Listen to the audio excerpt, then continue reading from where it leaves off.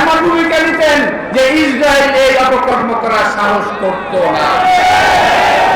Social মিডিয়ায় যে ছবি এসেছে ওই ছবির দিকে তাকানো যায় না, ওটা দেখা যায় না, অসহ্য লাগে, অসহনীয় লাগে। প্রিয় ভাইরা, আজকে আমার মনে পড়ছে শহীদ রাষ্ট্রপতি জিয়া রহমানের কথা। আমি কৃতজ্ঞ চিত্রে শহীদ রাষ্ট্রপতি জিয়া রহমানের কথা আমি স্মরণ করব, যিনি ইরাক ইরান যুদ্ধের বন্ধে হস্তক্ষেপ করেছিলেন।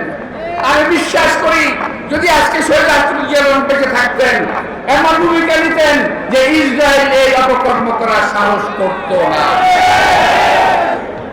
বাংলাদেশে এমন নেতৃত্ব প্রয়োজন, জিয়া রহমান দরকার। এই জিয়া রহমান যিনি সারা বিশ্বের মুসলিমদের নেতৃত্ব দিতে পারবে। আমরা বিশ্বাস করি আমাদের নেতা একটা মাতার যোগ্য উত্তরসূরি। আজকের এই সময় যদি আমি কথা বলি, আপনি বলবেন যে চামচাগিরি করতেছে। না, চামচা না, উনি পারবেন। আমি মনে করি উনি ওনার অবস্থান থেকে ব্যবস্থা নেবেন। আমি বিশ্বাস করি সারা বিশ্বে, সারা বাংলাদেশের মানুষ আজকে আমার নেতার পিছনে থাকবেন, আমরাও তার পিছনে থাকবো।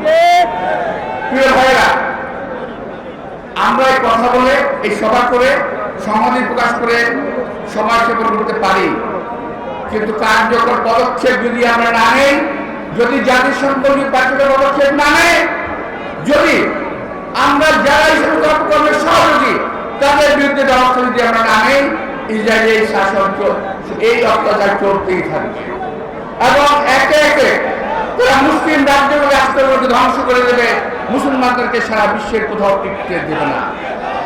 আমরা এটা খেয়াল করেছি, শুধু ইসরায়েলে নয়, আমাদের প্রতিবেশী দেশেও মুসলমানদের উপর অত্যাচার হচ্ছে। আমরা সেটার প্রতিবাদ করি না, আমার রাষ্ট্র প্রতিবাদ করে না, আমরা প্রতিবাদ করি না। আমরা এটা প্রতিবাদ করতে চাই সারা বিশ্বের মুসলমানদের যেখানে মুসলমানদের অত্যাচার হবে, ইনশাআল্লাহ আমরা তার বিরুদ্ধে প্রতিবাদ করবো, ইনশাআল্লাহ প্রতিরোধ করার চেষ্টা করবো।